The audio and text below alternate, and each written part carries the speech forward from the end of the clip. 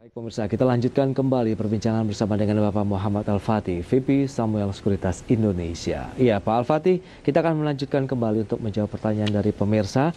Tadi dari Tangerang Selatan dan kali ini kita ke wilayah Jawa Timur, tepatnya di Malang ada Pak Victor. Selamat sore Pak Victor, menanyakan untuk pekan ini JSMR atau Jasa Marga sudah punya di 3.830, Bank BRI 3.550. Apakah masih bisa di hold Pak untuk sepekan ini Jasa Marganya? Silakan. Ya, jasa marga ini masih konsolidasi ya. Oke. Penentuannya nanti di sekitar 3.700, 3.650 ya. Jadi kalau sampai ada koreksi di bawah itu, kelihatannya akan bergerak di sekitar 3.400, 3.450 ya, sampai dengan 3.300 gitu. Nah, ini sekarang lagi flat ya, lagi konsolidasi antara 3.650 sampai dengan 4.050. Jadi selama tidak tembus salah satu level ya masih aman lah ya. Oke. Bahkan sebenarnya kalau dilihat dari ini kan lagi tren naik tapi kemudian konsolidasi yang mudah-mudahan akhirnya bisa tembus resistensinya gitu ya. Oke, jadi range antara 3.650 sampai dengan 4.500 ya. Jadi di sepanjang 4.050. 4.050. Oke, Ya, 4.050. Ini masih bisa di hold untuk pekan ini, Pak Al-Fatih. masih. Nah, nanti Oke. di level-level supportnya kita lihat Hmm. apakah perlu ada tindakan batasi risiko atau gimana.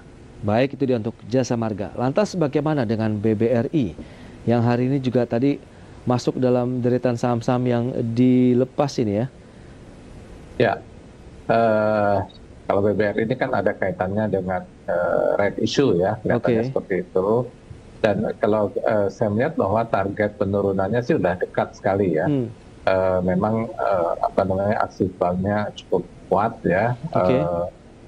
Tapi nanti mungkin di sekitar 3.500, 3.450 itu nanti kita lihat. Itu garis tren ya dari pola sejak April gitu ya, sehingga kemungkinan akan tertahan di sana. Ya, jadi memang sih cenderungnya masih ada penurunan gitu. Tapi kalau kita lihat dalam beberapa hari terakhir ini selalu apa namanya penutupannya tuh ada rebound ya dari bottomnya gitu. Jadi ada perlawanan Oke. sebenarnya, ada yang melakukan pembelian. Gitu. Baik, jadi kalau kita lihat support di 3.500 sampai dengan 3.450, peluang untuk reboundnya tadi kemana Pak Al-Fatih? Nah, Hmm. reboundnya di sekitar 37 sampai dengan 38 untuk tahap awalnya ya. Jadi di Oke. situ resistennya kuat juga. Berarti meskipun hari ini melemah 0,5%, masih ada peluang rebound lagi. Jadi di hold saja ya kalau sudah punya di 3.500-an.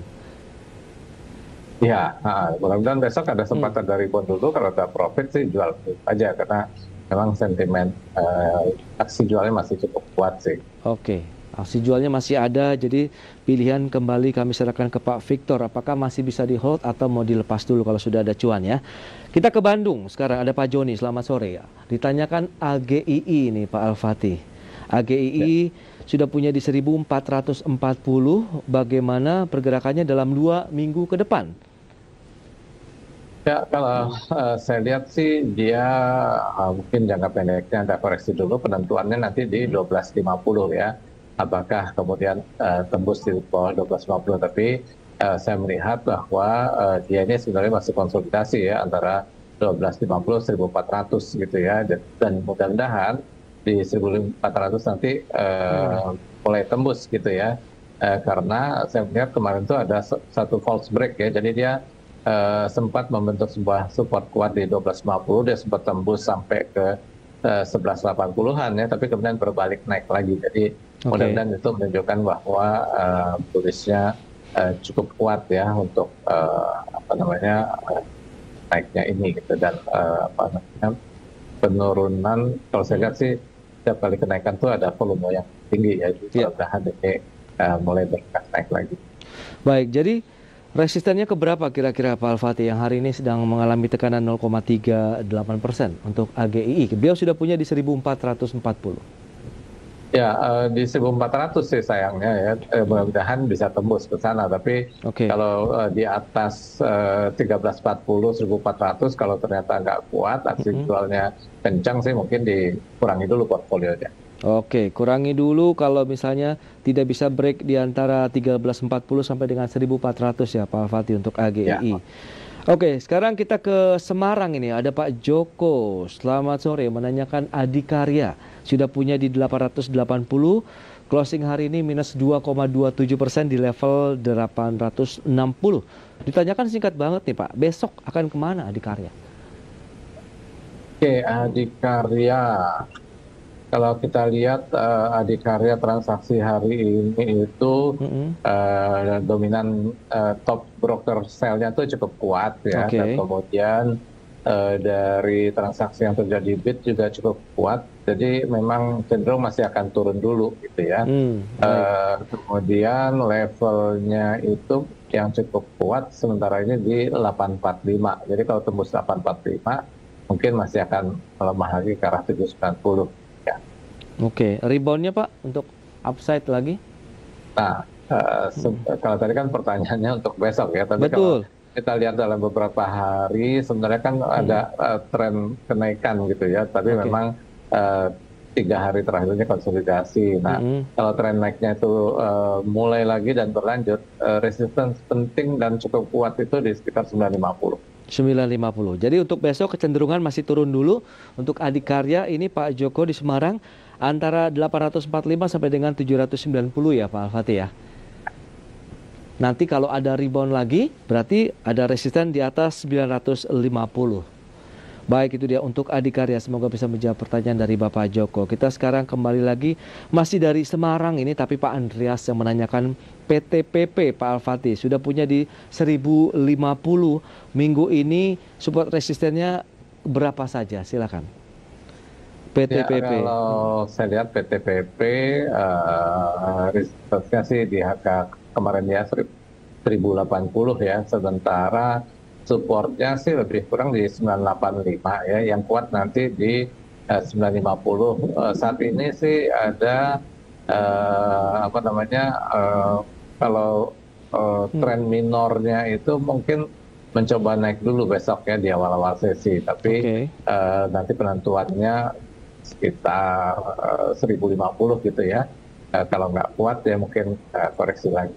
Oke, jadi punya pas di 1050 nih Pak Andreas di Semarang Pak Al-Fatih.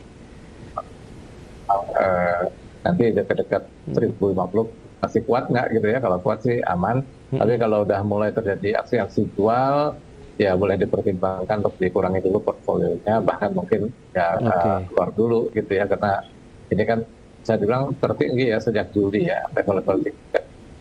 Baik, itu dia untuk Bapak Andreas di Semarang. Pergerakannya cenderungannya memang masih ada tekanan ke 950 sampai dengan 985, meskipun juga ada peluang rebound ke 1050 kemudian ke 1080.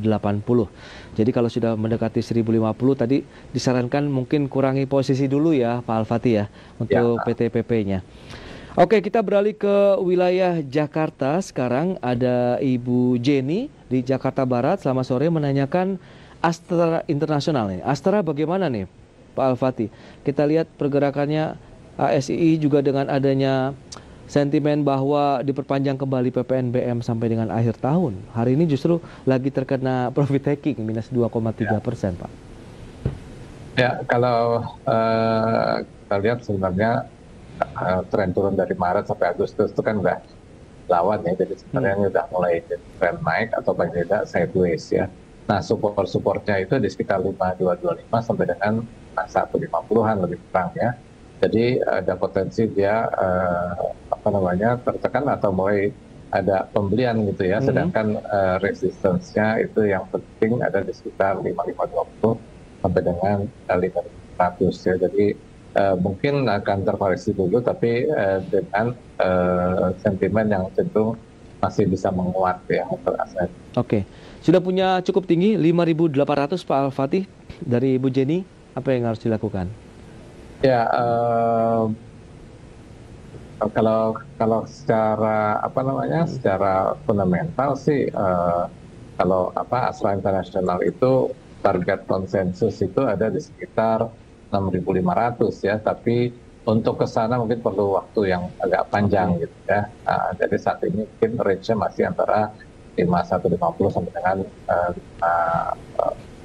5 sampai 58 lah ya. Baik, itu dia untuk pergerakan Astra Internasional. Kita akan jeda kembali sebentar Pak Al-Fatih, dan pemirsa mohon bersabar karena kita akan jawab beberapa pertanyaan lagi di segmen berikutnya, dan kami akan segera kembali usai pariwara berikut ini.